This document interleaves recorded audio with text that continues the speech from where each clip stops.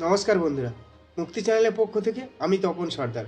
আজকের আলোচনা করব কিভাবে পুরোহিত ছাড়া বা ব্রাহ্মণ ছাড়া শ্রীকৃষ্ণ জন্মাষ্টমীতে পূজা অর্চনা করবেন। ভাদ্র মাসের কৃষ্ণপক্ষে অষ্টমী তিথিতে শ্রীকৃষ্ণের জন্ম উৎসব পালন করা হয়। তিনি স্বয়ং ভগবান। তার আবাসন স্থল হল গোলক, বৃন্দাবন, গোকুল, দ্বারকা। ভগবান শ্রীকৃষ্ণের প্রণাম মন্ত্র ওং নমো ভগবতে বাসুদেবায়। জন্মাষ্টমী বিশেষভাবে পালন করা হয় মথুরা এবং বৃন্দাবনে।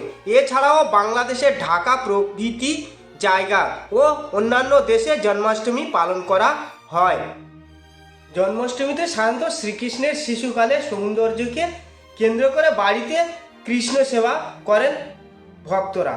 শ্রীমদ্ ভাগবতের তত্ত্ব অনুযায়ী কৃষ্ণকে সেবা করার সুযোগ করে দিতেও প্রভু কল্পনাকে জাগ্রত করতে, বাস্তব রূপ দিতে, ভক্তিমূলক পূজা ও সেবা গ্রহণ সঞ্চার করতে, সেবায় প্রাণ সঞ্চার করতেই জন্মাষ্টমী পূজার আয়োজন করা হয়।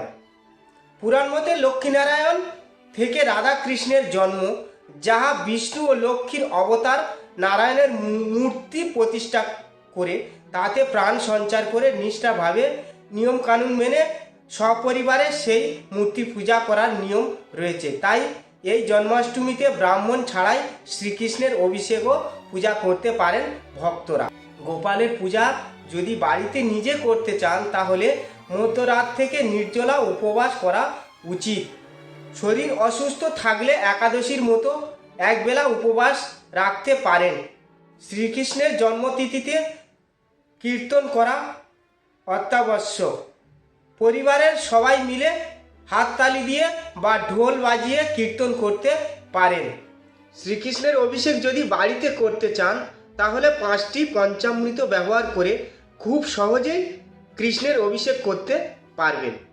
যেমন দুধ, চিনির জল, দধি, ঘি, মধু মিশিয়ে একটি মিশ্রণ তৈরি করে শ্রীকৃষ্ণের বিগ্রহকে স্নান করাতে পারেন।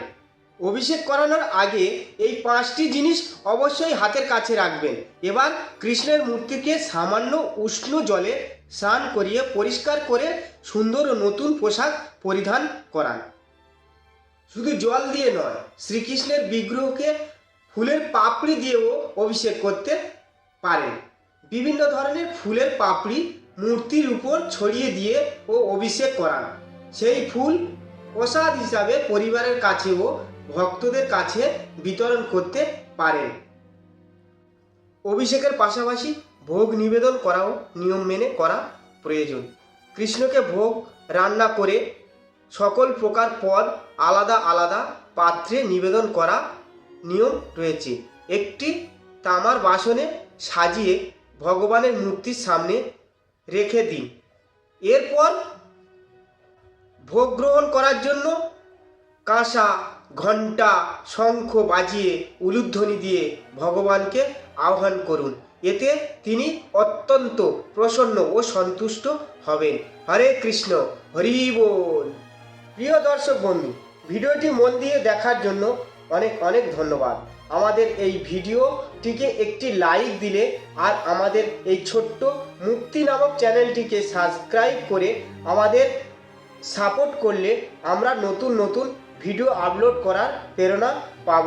আমাদের চ্যানেলটিকে সাবস্ক্রাইব করে আমাদের সাথে জুড়ে থাকুন এবং এরকম ভিডিও দেখতে থাকুন। ধন্যবাদ।